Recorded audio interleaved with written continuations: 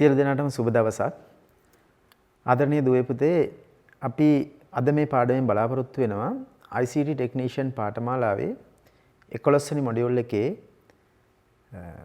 ඒ කියන්නේ Develop Basic Software Solution කියන module එකේ Task 3 එහෙම නැත්නම් Develop Coding and Connect Database කියන ටාස්ක් එක ගැන කතා කරන්න. මේ පාඩම අවසානයේදී ඔබට පුළුවන් වෙන්න ඕනේ කලින් පියවරේදී මතක ඇති ඔයගොල්ලන්ට අපි කලින් වීඩියෝ එකේදී කතා කරා සිස්ටම් එකක් නැත්නම් software solution එකක් ගැන ඇනලයිස් කරලා ඒකට සිස්ටම් ඩයග්‍රෑම්ස් ඩිසයින් කරනවා. එහෙම නැත්නම් අපි ඩිසයින් කරනවා මේ සිස්ටම් එකේ ඇල්ගොරිතම්. අනේ ඩිසයින් කරපු ඇල්ගොරිතම් එකට අනුව කෝඩ් එක ජෙනරේට් කරන්න. එහෙම නැත්නම් ඇත්තටම අපි මෙතෙන්දී බලාපොරොත්තු වෙන්නේ පරිගණකයට කතා කරන්න. අපි චුට්ටක් මතක් කරගත්තොත් කලින් පාඩමේදී අපි කතා කරපු දේ ඔයගලන්ට මතක ඇති system development life cycle එහෙම නැත්නම් software development life cycle කියන එකේ අපි analysis කියන කොටසත් ඒ වගේම designing කියන කොටසත් අපි කතා කරා. ඊළඟ අදියරට තමයි අපි මෙතෙන්දී කතා කරන්න බලාපොරොත්තු වෙන්නේ මේ පාඩමේදී ඊළඟ අදියර ඒ කියන්නේ implementation එහෙම නැත්නම් program coding කියන කොටස. ඉතින් ඇත්තටම මොකද්ද මේ ප්‍රෝග්‍රෑමින් එහෙම නැත්නම් කෝඩින් කියන එකේ අර්ථය පොඩ්ඩක් අපි තේරුම් ගත්තොත් ඇත්තටම මෙතෙන්දි තමයි අපි පරිගණකයට උපදෙස් දෙන්න පටන් ගන්නෙ කලින් අපි කතා කරපු විදිහට අපි සැලසුම් කරනවා කිසියම් වැඩසටහනක් තුළ පරිගණකයට මෙන්න මේ විදිහට තමයි උපදෙස් දෙන්න ඕනේ කියලා pseudo code flow chart වගේ ක්‍රම පාවිච්චි කරලා අපි සැලසුම් කරපු අපේ ඇල්ගොරිතම් එක අපි ඇත්ත වශයෙන්ම පරිගණකයට උපදෙස් දෙන්නේ මෙන්න මේ පියවරේදී ක්‍රියාත්මක කරන්න. එතෙන්දී අපි තේරුම් ගන්න ඕන පළවෙනි කාරණේ තමයි අපි දන්නවා මේ වෙනකොටත් කම්පියුටර් එක කියන්නේ උපදෙස් මත වැඩ කරන යන්ත්‍රයක්. එයාට මතකයක් තියෙනවා. ඒ මතකයේ අපි දෙන උපදෙස් ඒ මතකෙහි තබාගෙන ඒ අනුව තමයි ක්‍රියාත්මක වෙන්නේ. හැබැයි මෙතෙන්දී අපිට ගැටලුවක් එනවා උපදෙස් දෙන්න දැන් පරිගණකයෙන් වැඩක් කරගන්න ඕන නම් උපදෙස් දෙන්න ඕනේ. හැබැයි අපි කොහොමද උපදෙස් දෙන්නේ? පරිගණකය කියන්නේ යන්ත්‍රයක්. මෙයාගේ තියෙන්නේ විද්‍යුත් පරිපථ. අපි පාවිච්චි කරන්නේ උසස් මට්ටමේ භාෂාවක්. සිංහල ඉංග්‍රීසි වගේ භාෂා කියන්නේ අපි කියනවා high level languages. ඒ වගේ high level language එකක් කම්පියුටර් එකට තේරෙන්නේ නැහැ. අනිත් අතට කම්පියුටර් එකේ ක්‍රියාත්මක වන ඉලෙක්ට්‍රොනික පල්සස් අපිට තේරෙන්නේ නැහැ. ඒතර අපිට සිද්ධ වෙනවා පරිගණකයට උපදෙස් දෙන්න නම් අපිට පරිගණකයට තේරුම් ගන්න පුළුවන් භාෂාවක් පාවිච්චි කරන්න වෙනවා. පරිගණකයට තේරුම් ගන්න පුළුවන් වෙන්නේ පරිගණකයේ පරිපථයේ විද්‍යුත් සංඥා on the off the කියන අවස්ථා දෙක. අපි කියනවා ද්විමය භාෂාවක්. නැත්නම් binary language එකක් තමයි එයා තේරුම් ගන්න. හැබැයි අපිට ඒක තේරෙන්නේ නැහැ. ඒක නිසා මෙතෙන්දී අපිට සිද්ධ වෙනවා පරිවර්තන ක්‍රියාවලියක් සිද්ධ කරගන්න. ඔයගොල්ලෝ දන්නව ඇති අපිට හිතන්න පුළුවන් විදේශිකයෙක් මේ රටට ආවොත් එහෙම නැත්නම් අපි විදේශගත වුණොත් අපිට එතෙන්දී භාෂා දෙකක් පාවිච්චි කරනකොට සාර්ථකව සංවේදනය කරන්න බැරි නිසා එතෙන්දී භාෂා පරිවර්තකයෙක් සහභාගී වෙනවා අතරමැදියෙක් විදියට. අන්න ඒ වගේ අපිත් පරිගණකයත් අතර භාෂා පරිවර්තකයෙක් විදිහට තමයි ඇත්තට මේ පරිගණක භාෂාව ක්‍රියාත්මක වෙන්නේ. එතකොට ඔයගලන්ට හිතෙන්න පුළුවන් ඇයි මේකට පරිගණක භාෂාවක් කියලා කියන්නේ? දැන් මේක පරිවර්තකයක්නේ. ඇත්තටම මේක ප්‍රධාන කාර්ය පරිවර්තනය වුණාට මෙතෙන්දී භාෂාවක් වගේ තමයි අපිට මේක ඉගෙන ගන්න වෙන්නේ. දැන් ඇත්තටම ඔයගොල්ලෝ දන්නවා අපි භාෂාවක් ඉගෙන ගන්නකොට උදාහරණයකට අපි තියමු ඉංග්‍රීසි භාෂාව. මුලින්ම අපි මේ භාෂාවේ හෝඩිය ඉගෙන ගන්නවා. ඇල්ෆබෙට් එක ඉගෙන ගන්නවා. ඊළඟට ඒ භාෂාවේ තියෙන වචන ඒ ඇල්ෆබෙට් එකේ අකුරු එකතු කරලා අපි වචන ඉගෙන ගන්නවා. ඊළඟට මේ වචන පාවිච්චි කරලා ව්‍යාකරණ නීති ඉගෙනගෙන ඒ ව්‍යාකරණානුකූලව වාක්‍ය නිර්මාණය කරනවා. එහෙම නැත්නම් අපිට ඕන අදහසක් ප්‍රකාශ කරන්න පුළුවන් ඉන්නේ අපිට අන්න එතෙන්දී. මෙන්න මේ විදිහටම පරිගණක භාෂාවකක් තියෙනවා. ඇත්තටම පරිගණක භාෂාවක තියෙනවා කැරක්ටර් සෙට් එකක්. ඒ කියන්නේ අපි එක් එක් පරිගණක භාෂාවෙදි පාවිච්චි කරන්න පුළුවන් අකුරු අනුලක්ෂණ තියෙනවා යම් ප්‍රමාණයක්. සාමාන්‍යයෙන් එතෙන්දී කීබෝඩ් එකේ තියෙන මූලික කැරක්ටර්ස් ඔක්කොම තියෙනවා. නමුත් ඒ වෙයි සමහරලාට ඔබට තේරෙයි ලැන්ග්වේජස් කීපයක් කියන ගත්තොත් සමහර පරිගණක භාෂාවල තියෙන සමහර සංකේත තවත් සමහර පරිගණක භාෂාවකදී අඳුරගන්නේ වෙනත් අර්ථයකින්. කොහොම වුණත් මෙන්න මේ විදිහට එතකොට පළවෙනිම දේ තමයි භාෂාවක තියෙන අකුරු වගේ පරිගණක භාෂාවකත් තියෙනවා කැරක්ටර් සෙට් එකක්. ඊළඟට මේ කැරක්ටර් සෙට් එක පාවිච්චි කරලා හදාගත්ත වචන එහෙම නැත්නම් අපි ඒවට කියනවා reserved words නැත්නම් keywords කියලා. මෙන්න මේ reserved words නැත්නම් keywords නැත්නම් commands මෙහෙම තියෙනවා. ඊළඟට මේ හැම command එකක්ම ලියන්න ඕන විදිහක් නැත්නම් කාරක රීතියක් තියෙනවා. නැත්නම් syntax එකක් තියෙනවා. ඒතර භාෂාවක තියෙන අකුරු වචන ව්‍යාකරණ නීති වගේ පරිගණක භාෂාවකත් character set එකක් commands නැත්නම් keywords ඊළඟට ඒවා ලියන්න ඕන නීති රීති නැත්නම් syntaxes තියෙනවා. මෙන්න මේ ටික අපි හරියට ඉගෙන ගත්තා නම් පරිගණක භාෂාවක ඉගෙන ගද්දි මෙන්න මේ ටික අපි හරියට ඉගෙන ගත්තා නම් අපිට පුළුවන් කම්පියුටර් එකට උපදෙස් දෙන්න. එහෙම නැත්නම් පරිගණකයට විධාන දෙන්න පුළුවන්. ඔන්න ඔය කාරණාව තමයි අපි තේරුම් ගන්න ඕනේ මේ පරිගණක වැඩසටහන් කරණය කියලා. ඇත්තටම පරිගණකයට අපි කතා කරනවා මෙතෙන්දී. පරිගණකයට අපි කතා කරන්නේ පරිගණක භාෂාවක් පාවිච්චි කරලා. හොඳයි අපි යමු මේ පරිගණක භාෂා දැන් ඔයගොල්ලන්ට මතකයි පරිගණක භාෂාවක් තුල ට්‍රාන්ස්ලේෂන් ප්‍රොසෙස් එකක්. ඒ කියන්නේ පරිවර්තන ක්‍රියාවලියක් සිද්ධ වෙනවා. මේ පරිවර්තන ක්‍රියාවලිය සිද්ධ වෙන ප්‍රධාන ආකාර දෙකක් තියෙනවා. අපි කිව්වොත් එහෙම එකක් අපි කියනවා ඉන්ටර්ප්‍රිටර් අනිත් එක අපි කියනවා කම්පයිලර් කියලා. ඒතර ඉන්ටර්ප්‍රිටර් කියන ක්‍රමයේදී ඇත්තටම ඉන්ටර්ප්‍රිටර් කියන ක්‍රමයේදී අපි ලියන උපදේශ මාලාව මෙතන චූටි කාරණයක් අපි මුලින් දැනගන්න ඕන. අපි පරිගණක භාෂාවක් පාවිච්චි කරලා කුමන හෝ පරිගණක භාෂාවක් පාවිච්චි කරලා අපි ලියන වැඩසටහන එහෙම නැත්නම් අපි ලියන උපදේශ මාලාව අපි කියනවා human readable code එකක්. ඒක සාමාන්‍ය ටෙක්ස්ට් ෆයිල් එකක්. ඒකේ තියෙන ඉංග්‍රීසි වචන අපිට කියවලා තේරුම් ගන්න පුළුවන් ඒවා. මේකට අපි කියනවා ප්‍රභවකේතය එහෙම නැත්නම් source code එක කියලා. මේ ප්‍රභවකේතය language translator එකක් විසින් ඒ කියන්නේ භාෂා පරිවර්තක වැඩසටහනක් විසින් පරිවර්තනය කරනවා පරිගණකයට තේරුම් ගන්න පුළුවන් භාෂාවට. අපි කියනවා machine language එකට නැත්නම් යන්ත්‍ර භාෂාවට පරිවර්තනය කරනවා.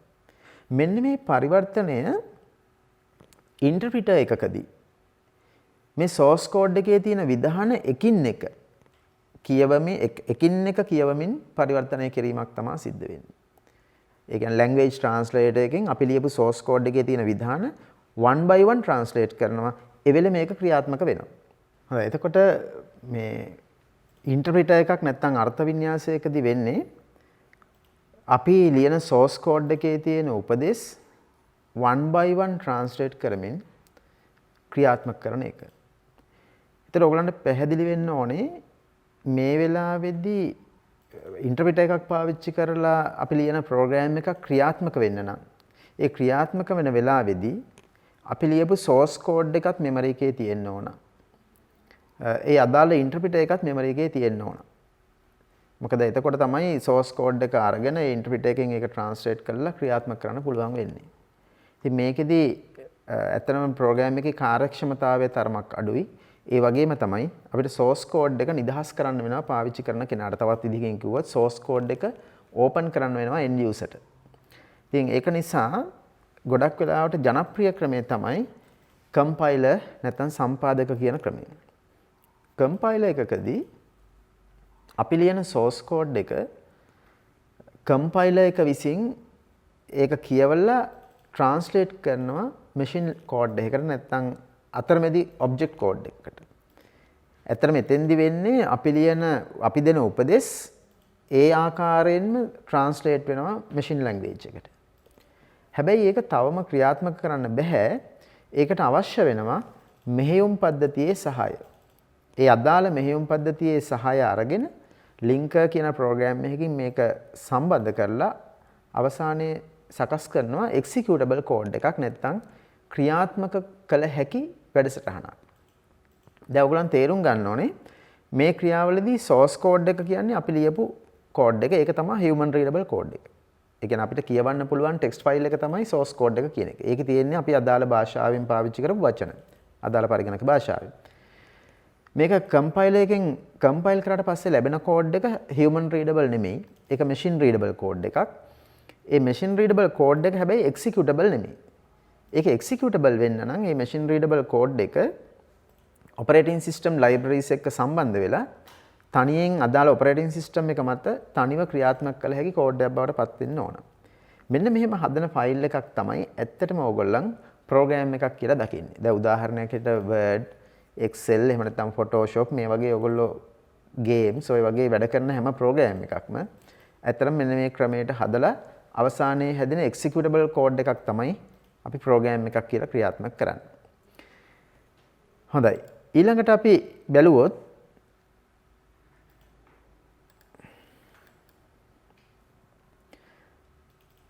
ඔයගලන්ට පේනවා ඉන්ටර්ප්‍රිටර් සඳහා උදාහරණ කීපයක් basic, dbase, python වගේ languages අපි කියනවා interpreter languages.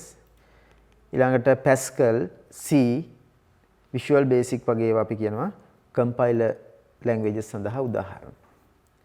ඊළඟට අපි යොමු වෙන්නේ මේ අතරින් Visual Basic කියන පරිගණක භාෂාව පාවිච්චි කරලා කොහොමද අපි කම්පියුටර් එකට උපදෙස් දෙන්නේ අපිට අවශ්‍ය කාර්යයක් සිදු කරගන්න කියන එකට.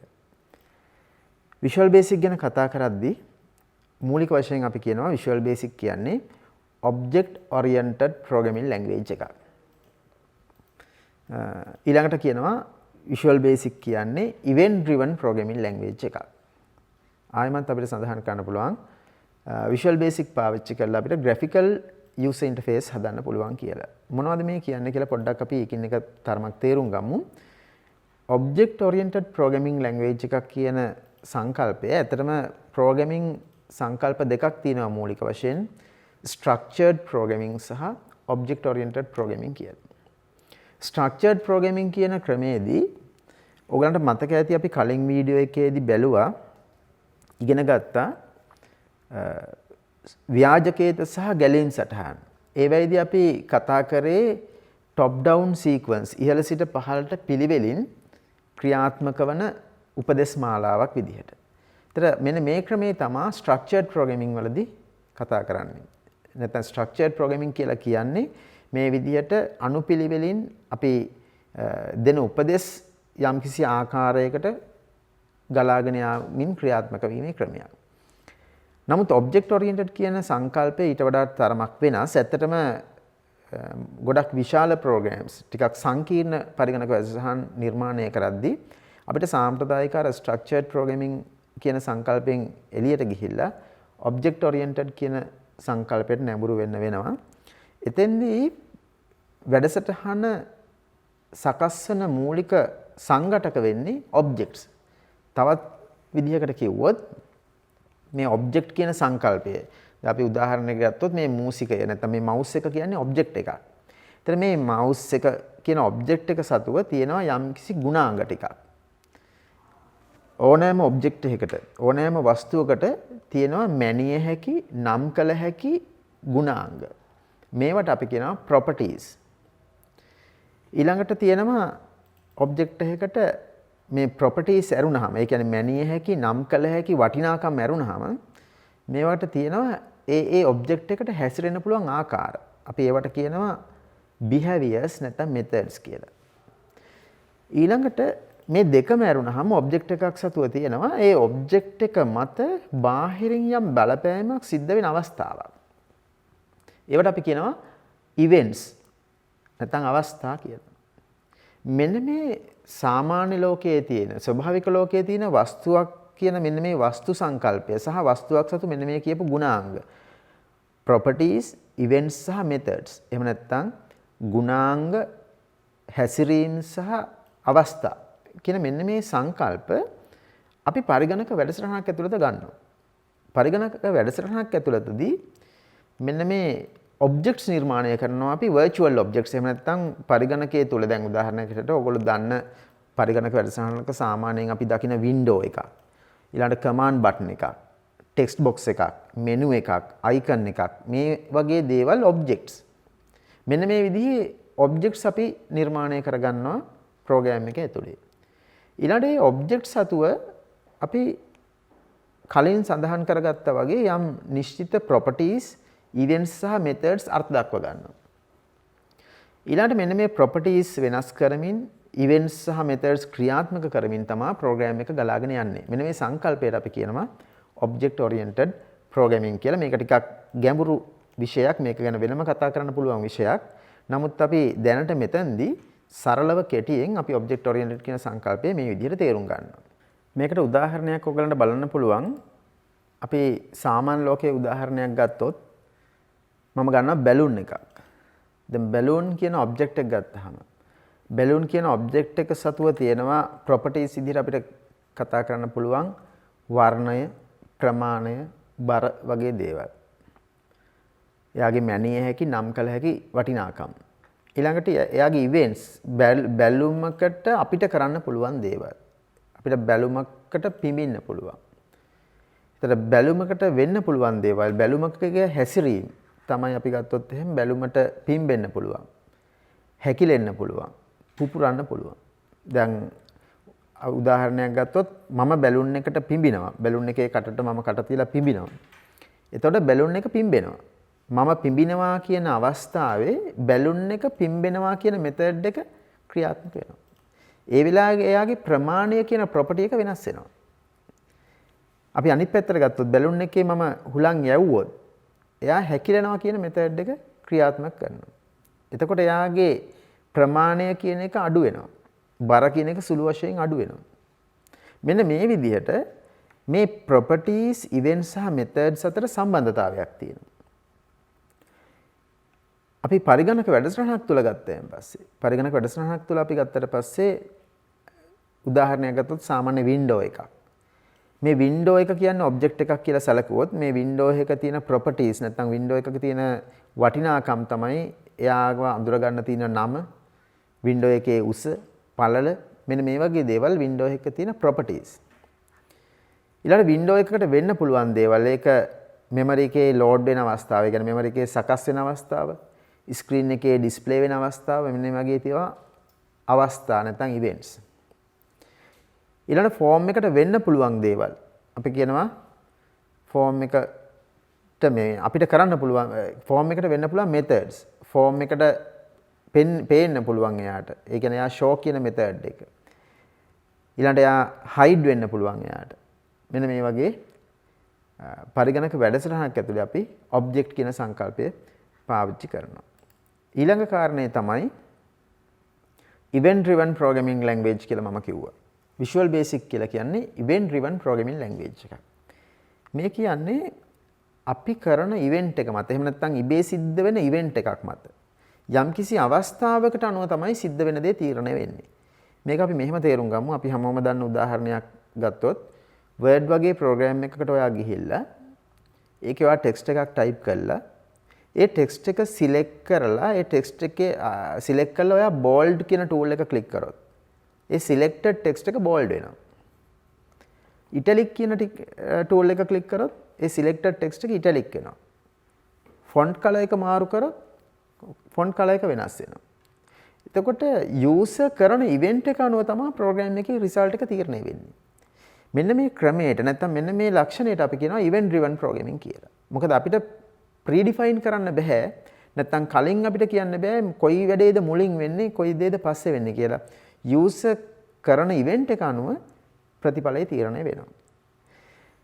ඊළඟට අපි කියනවා Visual Basic කියන්නේ graphical user interface එකක් හදන්න පුළුවන් language එකක් කියලා.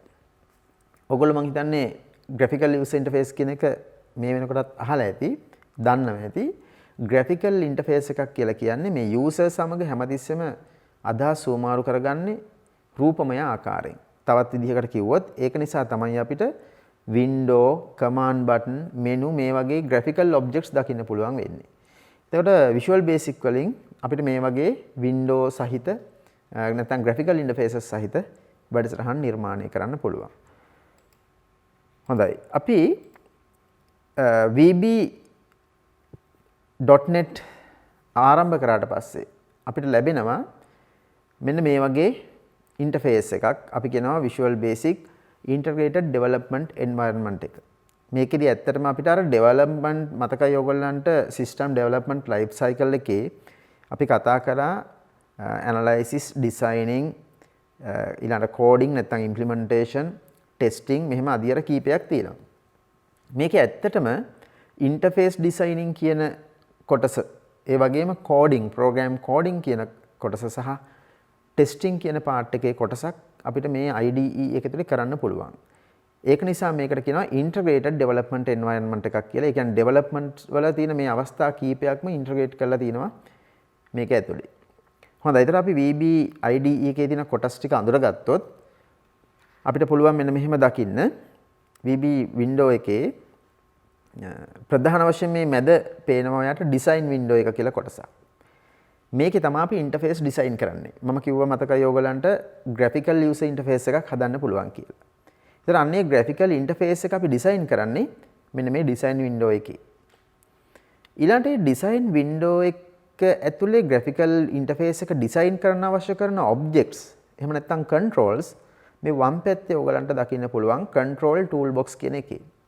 මේ control toolbox එකෙන් කිසියම් control එකක් select කරලා මේකේ අපි drag කරොත් මේ design window එක ඇතුලේ අපිට ඒ જાතිය object එකක් අපේ interface එකට ගන්න පුළුවන්. ඊළඟට එතනින් අපි object එකක් select කරගත්තාම මේ design window එක ඇතුලේ මේ වගේ object එකක් select කරගත්තාම ඒ selected object එකෙහි properties අපිට බලා ගන්න පුළුවන් මෙන්න මේ property window එක ඇතුලේ. දැන් ඔයගලන්ට මේ properties කියන එක මම හිතන්නේ පැහැදිලියි. අපි කිව්වා දැන් object එකක් සතුව properties, events සහ methods තියෙනවා කියලා. ඒකෙන් properties තමයි අපිට මෙන්න මෙතන බලා ගන්න පුළුවන්. ඇත්තටම මේ property window එක දිහා බැලුවොත් ඔයගලන්ට පේනවා මේ lightning symbol එකක්. මේ අකුණු ගහන රූපයක් වගේ චූටි icon එකක්. මෙතන click කරොත් අපිට events ටික බලා ගන්නත් පුළුවන්. ඊළඟට මේ property window එකට ඉහළින් මේ ඔයගලන්ට පේන්න තියෙනවා solution explorer කියලා window එකක්. මේ solution explorer එකෙන් තමයි solution එක ගැන ඒ කියන්නේ දැන් ඔයගලන්ට තේරෙනවනේ මේ අපේ පාඩමම develop basic software solution. ඒතර අපි මේ solution එකක් තමයි නිර්මාණය කරන්නේ. ඒතර මෙන්න මේ solution එකේ සාරාංශයක් එහෙම නැත්නම් මේ solution එකේ මොන මොනවද අපි හදලා තියෙන interfaces සහ reports මේ වගේ මේ solution එකේ තියෙන content එක මෙතන tree එකක් ආකාරයට පෙන්නනවා. මෙතනින් තමයි අපිට අවශ්‍ය form එකක් වගේ interface එකක් open කරගන්න පුළුවන් වෙන්නේ. ඊළඟට මේ අපිට මේකට අදාළව code ලියන්න අපිට පුළුවන් මේ design window එකේ කිසියම් ස්ථානයක double click කරලා. එහෙම නැත්නම් menu එකේ view code කියන තැනට ගියාම අපිට හම්බ වෙනවා මෙන්න මේ වගේ code window එකක්. මේකෙදි තමයි අපි ඇත්තටම කම්පියුටර් එකට උපදෙස් දෙන්නේ. නැත්නම් commands දෙන්නේ. මේ code window එකේ අපිට අඳුර ගන්න කොටස් ටිකක් තියෙනවා. පළමුවෙන්ම මේ උඩ වම් පැත්තේ drop down list එකක් තියෙනවා. මේකෙන් අපිට තෝරගන්න පුළුවන් අවශ්‍ය object එක. ඒ වගේම එතනින් object එක තෝරගත්තට පස්සේ ඒ තෝරගත්තු object එකට අදාළ events ටික load වෙනවා මේ දකුණු පැත්තේ තියෙන drop down list එකට. එතනින් අපිට පුළුවන් අවශ්‍ය event එක තෝරගන්න. ඒ ආකාරයට අපි object එක සහ අදාළ event එක තෝරගත්තට පස්සේ මෙතනින් අපිට ලැබෙනවා private sub කියලා පටන් අරගෙන end sub කියලා අවසන් වෙන block එකක්. අපි ඒ කොටසට කියනවා event procedure එකක් කියලා. මෙන්න මේ event procedure එකක් කියන්නේ කිසියම් event එකකදී කිසියම් අවස්ථාවකදී ක්‍රියාත්මක විය යුතු විධාන අපි ලබා දෙන්නේ මෙන්න මේ event procedure එකක් ඇතුළට. දැන් මෙතනදී ඔයගලන්ට පේනවා මේ private sub textbox 1_ text changed කියලා event procedure එකක්. මේකේ event procedure එකේ නම තමයි මේ textbox 1_ text changed කියලා වෙත් තියෙන්නේ. මේ නම ඔයගලන්ට කැමති නමක් දෙන්න පුළුවන්. ඒක සාමාන්‍යයෙන් එන්නේ object එකේ නම සහ event එකේ නම එකතු කරලා හදාගත්තු නමක් තමයි event procedure එකට එන්නේ. ඊළඟට ඒකේ කෙළවරේ තියෙනවා ඔයගලන්ට පේනවා handles කියලා. handles කියලා textbox 1.textchanged කියලා මෙතන ඔයගලන්ට පේනවා. මෙන්න මේ කොටස. මෙතනින් ගම්ම්‍ය වෙනවා. මෙතනින් අදහස් කරනවා මොන event එකද මේ procedure එකකින් handle කරන්න කියලා. උදාහරණයකට මේ procedure එකෙන් නම් handle කරන්නේ text box එකේ text changer කියන event එක. මෙන්න මේ විදිහට code window එකේ අපි තේරුම් ගන්න ඕන අවශ්‍ය object එක සහ event එක තෝරගන්නවා. ඒ තෝරගත්තට පස්සේ අපිට එනවා මේ event එකට අදාළ event procedure එකක්. ඒ event procedure එකක් පටන් ගන්න private sub කියලා, ඉවර වෙනවා end sub කියලා. ඒ අතර තමයි අපි ඒ අදාළ event එකේදී සිද්ධ වෙන්න ඕන විධාන ලියන්නේ. ඊළඟ event procedure එකට නමක් තියෙනවා සහ ඒ event procedure එකේ අවසානයේ පෙන්නනවා කුමන event එකද මේ procedure එකකින් handle කරන්න කියලා.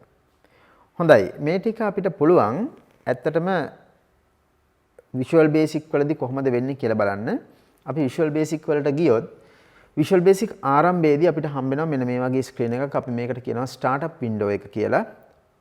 මෙන්න මේ startup window එකේ අපිට තියෙනවා option කීපයක්. කලින් හදපු project එකක් තියෙනවා නම් ඒක open කරන්න පුළුවන්. මෙතන new project කියන විධානයේ තේරුවොත් අපිට අලුතෙන් project එකක් පටන් ගන්න පුළුවන්. මම මෙතනින් new project කියන එක තෝරනවා. new project කියලා තේරුවට පස්සේ අපිට new project කියලා dialog box එකක් ලැබෙනවා. මේ new project dialog box එකේදී අපෙන් අහනවා template එකක් තෝරගන්න පුළුවන් අපිට මොන වගේ program එකක්ද අපි හදන්න යන්නේ කියන එක. ප්‍රධාන වශයෙන් Visual Studio වල තියෙනවා languages කීපයක්. ඒකේ Visual Basic කියන එක යටතේ තමයි අපි කතා කරන්න යන්නේ. ඔයගලන්ට පේනවා මේ other languages යටතේ Visual C, Visual C++ මේ වගේ තියෙන්න පුළුවන්. Visual Basic කියන කොටස තෝරගන්න. Visual Basic කියන node එක දිග අරගත්තට පස්සේ ඒක ඇතුලේ තියෙනවා Windows Web මේ ආකාරයේ එක එක application වර්ග. මෙතනින් අපි තෝරගන්නේ Windows application එකක්. Windows application කියලා තේරුවට පස්සේ ඔයගලන්ට මේ window එක ඇතුලේ ප්‍රධාන වශයෙන් පේනවා Windows application වර්ග කීපයක්. Windows Forms application, WPF application, console application මේ ආකාරයට. මේකේ Windows Forms application කියන එක තමයි common graphical interface එකක් සහිත program එකක් කියලා කියන්නේ. ඒතර අපි Visual Basic යටතේ Windows කියන category එක යටතේ Windows Forms application කියන එක තෝරගන්න. එතකොට ඕගලන්ට යටින් අහනවා මේ project එක සඳහා නමක් දෙන්න කියලා. මෙතන automatically Windows application 1 කියලා අවිල්ලා තියෙනවා. මම ඒක දාගන්නවා my solution කියලා. නමක් දීලා මේක ඕකේ කරන්න. එතකොට මේ solution එක යා create කරගන්නවා. අපිට පේනවා මෙන්න මේ විදිහට. Visual Basic ආරම්භ කරාම දැන් තාම මම කිසිම දෙයක් මෙයාට උපදෙස් දුන්නේ නැහැ. මේ අපිට ඇවිල්ලා තියෙන blank solution එකක්. ඒ blank solution එක දැන් අපි තේරුම් ගත්තොත් අපි අර කලින් ඉගෙනගත්තු දේවල් අනුව solution explorer window එකේ පෙන්නනවා දැන්ට form 1 VB කියලා. මේ form 1 VB කියලා පෙන්නන්නේ මෙන්න මේ interface එක. ඉතින් මේ තියෙන්නේ අපේ program එකේ interface එක. මේක ඔයගලන්ට පේනවා මේ සාමාන්‍ය window එකක්. ඒතර සාමාන්‍ය window එකක තියෙන close, maximize, minimize button ටික, title bar එක, window title එක මේ වගේ දේවල් අපිට මේකේ දකින්න පුළුවන්. මේ window එක form කියන object එක. ඊළඟට මේ form එක කියන්නේ user interface එක. අපිට ඒක design කරන්න අවශ්‍ය tools අපිට ගන්න පුළුවන් මෙන්න මේ control toolbox එක පාවිච්චි කරලා. මේ control toolbox එක දිග අරගත්තාම මේකේ තියෙනවා tools. ඊළඟට එතනින් අපි කිසියම් tool එකක් අරගත්තොත් මෙතනින් tool එකක් select කරලා මම මෙහෙම ඇඳහම drag කරාම form එකේ නැත්නම් design window එකේ අපිට ඒ જાතිය object එකක් මෙතන ඇඳ ගන්න පුළුවන්. මේ ඇඳගත්තු object එක select කරාම ඔයාට පේනවා මේ properties window එක ඇතුලේ. මේ properties window එක ඇතුලේ ඒ object එකට අදාළ අපි තෝරාගත්ත object එකට අදාළ properties list out වෙලා තියෙනවා. හොඳයි. මෙතන අපි අර කලින් අපි දැක්කා වගේ code window එකට යන්න ඕන නම් මේ design window එකේ තියෙන object එකක් මත double click කරන්න. එහෙම නැත්නම් right click කරලා view code කියලා යන්න පුළුවන්. එහෙම නැත්නම් menu එකේ view code window කියන තැනට යන්න පුළුවන්. මේ කොයි ආකාරයෙන් ගියත් අපිට මෙන්න මේ වගේ code window එකක් පෙන්නනවා. මේකේ තමයි අපි program code ලියන්නේ. මම කිව්වේ අර මේ තියෙන්නේ අපි කියපු object එක තෝරගන්න තියෙන list එක, drop down list එක. එතනින් අපි කිසියම් object එකක් තෝරගත්තාම ඒ object එකට අදාළ events list එක තමයි මේ තියෙන්නේ. එතනින් අපි යම්කිසි event එකක් තෝරගත්තා. ඒ තෝරගත්තු event එකට අදාළව අපිට ලැබෙන event procedure එක තමයි මේ තියෙන්නේ private sub කියලා පටන් අරගෙන end sub කියලා අවසන් වෙනවා. ඊළඟට අපි නැවතත් අපේ ප්‍රසන්ටේෂන් එකට යමු වුණොත් අපි යනවා විචල්්‍ය කියන මාතෘකාවට නැත්නම් variables කියන දේ තේරුම් ගන්න. ප්‍රෝග්‍රෑම් එකකදී අපිට නිතරම අවශ්‍ය වෙන සංකල්පයක් තමයි මේ variables එහෙම නැත්නම් විචල්‍යයන් කියලා කියන්නේ. ඇත්තටම විචල්‍යයක් කියලා කියන්නේ නැත්නම් variable එකක් කියලා කියන්නේ ප්‍රෝග්‍රෑම් එක ක්‍රියාත්මක වන කාලය තුල ප්‍රෝග්‍රෑම් එකට අවශ්‍ය කරන දත්ත ගබඩා කරලා තියාගන්න මෙමරි එකේ වෙන් කරගත්තු ලොකේෂන් එකක්. ඔයගොල්ලෝ මේ රූප සටහනේ පේන ආකාරයට අපි ඇත්තටම මෙමරි එක කියලා කියන්නේ මෙමරි ලොකේෂන් ගොඩක එකතුවක්. ඒකෙන් නිශ්චිත ලොකේෂන් එකක් අපි වෙන් කර ගන්නවා නමක් දාලා මෙන්න මේක තමයි අපි කියන්නේ variable එකක් එහෙම නැත්නම් විචල්‍යයක් කියලා. සාමාන්‍යයෙන් අපි ගත්තොත් විචල්‍යයක් එහෙම නැත්නම් variable එකක් හඳුනා ගන්න ඒකට තියෙනවා නමක්. ඒ වගේම ඒ variable එකේ තියෙන්නේ මොන වගේ දත්තයක්ද කුමන ආකාරයේ දත්තයක්ද කියලා පරිගණකයට අඳුර ගන්න data type කියලා සංකල්පයක් පාවිච්චි වෙනවා. ඊළඟට අපි Visual Basic වලදී variable පාවිච්චි කරනවා නම් අපේ program එකේ variable එකක් අපි භාවිත කරනවා නම් මුලින්ම අපි මේ variables හඳුනලා දෙන්න ඕනේ. variable එකක් හඳුනලා දෙන්න අපි පාවිච්චි කරනවා මෙන්න මේ syntax එක. බලන්න අපි මේ සඳහා පාවිච්චි කරනවා dim කියලා keyword එකක්. dim space එකක් තියලා variable එකෙහි නම මම මේ කෝණික වරහන් තුල පෙන්වන්නේ ඔයගලන්ට ඒ අත්‍යවශ්‍ය බව. මෙතනට ඔයාට කැමති නමක් දෙන්න පුළුවන්. හැබැයි නමක් ලබා දීම අත්‍යවශ්‍යයි. ඊළඟට මම කොටු වරහන් ඇතුලේ පෙන්නලා තියෙනවා as කියන තැන ඉඳන් කොටු වරහන් ඇතුලේ තියෙනවා. ඒකේ තේරුම ඒ කොටු වරහන් තුල තියෙන ඒවා අත්‍යවශ්‍ය නැහැ. නමුත් අවශ්‍ය නම් ලබා දිය හැකියි. හැබැයි as කියලා ලිව්වොත් නැවතත් මම කෝණික වරහන් ඇතුලේ දාලා තියෙනවා දත්ත වර්ගය. ඔයගලන්ට පැහැදිලි වෙන්න ඕන මේ කියන කාරණේ dim කියන keyword එකත් එක්ක variable එකක නමක් දීලා නතර කරන්න පුළුවන් අවශ්‍ය නම්. එහෙම නැත්නම් as කියන වචනේත් එක්ක දත්ත වර්ගයක් දෙන්නත් පුළුවන් අවශ්‍ය නම්. ඊටත් පස්සේ ඒ variable එකේ ආරම්භක අගයක් විදිහට යම් අගයක් ගබඩා විය යුතු නම් අපිට ඒකත් ආදේශ කරන්න පුළුවන්. ඒ වෙලාවෙම සමාන ලකුණ දාලා initial value කියලාත් පෙන්වන්නේ ඒක. පහත තියෙන උදාහරණ වලින් ඔයගලන්ට ඒක පැහැදිලි වෙයි. පළවෙනි උදාහරණය මම අරන් තිනවා dim number 1 as integer equals 0.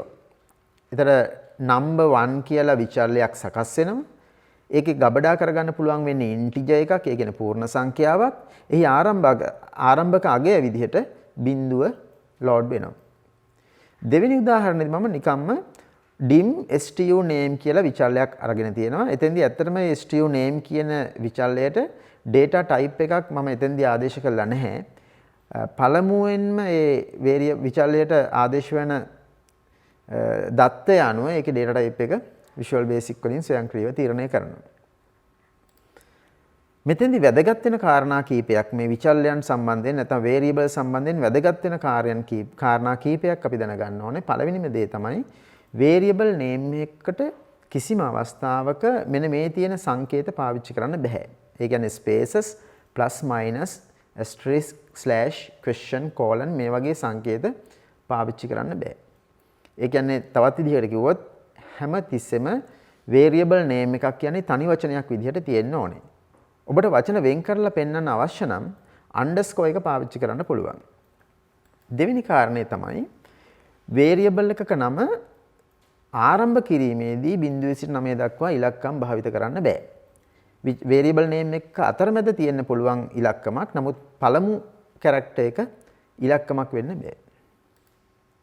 ඊළඟ කාරණේ තමයි එක් variable එකක එක වරකට තබාගත හැක්කේ එක් අගයක්. තවත් විදිහකින් කිව්වොත් එක අගයක් ආදේශ කරනකොට ඒ variable එකේ කලින් මොනවා හරි අගයක් තියුණා නම් ඒ අගය discard වෙලා ඒක විනාශ වෙලා තමයි අලුත් අගය ආදේශ වෙන්නේ. ඊළඟට variable එකක අපි කියවනේ data type එකක් තියෙනවා කියලා. මෙන්න මේ data type එක අනුව මොන වගේ දත්තද ගබඩා කරන්න පුළුවන් වෙන්නේ කියලා තීරණය වෙනවා. මෙතෙන් දෙන්න අපිට එනවා සංකල්පයක් මේ data type කියලා. අපි data type වලට යමු වුණොත් ඇත්තටම variable එකක ඔයගලන්ට තේරෙන්න ඕන පරිගණක මතකයේ දත්ත ගබඩා කරන්නේ ද්විමය ආකාරයෙන්. එතන මේ ද්විමය ආකාරයෙන් ගබඩා කරන දත්තේ නැවත අපිට අරන් දෙනකොට අපිට නැවතත් පාවිච්චි කරන්න යූසර්ට දෙනකොට ඒක සංඛ්‍යාවක්ද අකුරක්ද කියන දේ වෙනත් ආකාරයක දත්තයක්ද කියන දේ හඳුනා ගැනීම සඳහා තමයි මේ data type කියන සංකල්පය වැදගත් වෙන්නේ. සරලව කිව්වොත් විචල්යයකට අපි ආදේශ කරන දත්තේ නැවතත් අපිට ඒ ආකාරයෙන්ම ලැබිය යුතු නිසා තමයි මේ data type කියන සංකල්පයක් පාවිච්චි කරන්නේ. හැම පරිගණක භාෂාවකම වගේ මේ data types මේ විදිහට තියෙනවා. අපි මේ variable එකක ගබඩා කරන්න බලාපොරොත්තු වෙන්නේ කුමන ආකාරයක දත්තයක්ද කියන එක අනුව අදාළ භාෂාව තුල අපි මේ data type එක තෝරගන්න සිද්ධ වෙනවා. අපි Visual Basic වල පාවිච්චි කරන data type කීපයක් සලකා බැලුවොත් Visual Basic වලදී ප්‍රධාන වශයෙන්ම අපිට සංඛ්‍යා සඳහා ඒ වගේම අක්ෂර නැත්නම් letters සඳහා තාර්කික අගයන් සඳහා දිනයක් හෝ වේලාවක් මේ වගේ දේවල් වලට වෙන වෙනම දත්ත වර්ග තියෙනවා.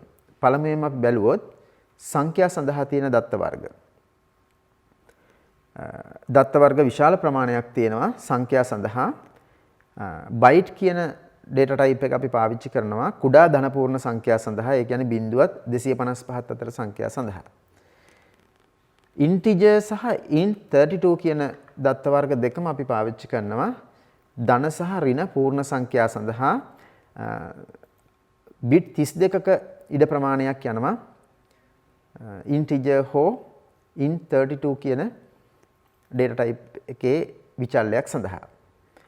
මේ ආකාරයෙන්ම int 16 කියන එක int 16 කියන වර්ගයේ විචල්යක් සඳහා bit 16ක්, int 64 සඳහා bit 64ක්, long සඳහා bit 32ක්, single සඳහා bit 32ක්, double සඳහා bit 64ක්, currency සඳහා bit 64ක් ආකාරයට වැය වෙනවා.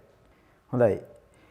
මේ කොටසදී අපි තේරුම් ගත්තා Visual Basic කියන පරිගණක භාෂාව ගැන ඒ Visual Basic IDE එකේ මූලික කොටස් ටික ගැන අපි අවබෝධයක් ලබා ගත්තා. ආදරණීය දුවේ පුතේ අපි ඊළඟ කොටසේදී කතා කරමු විචල්යන් නැත්නම් variables, data types සහ operators පිළිබඳව Visual Basic වල. හොඳයි බොහොම ස්තුතියි.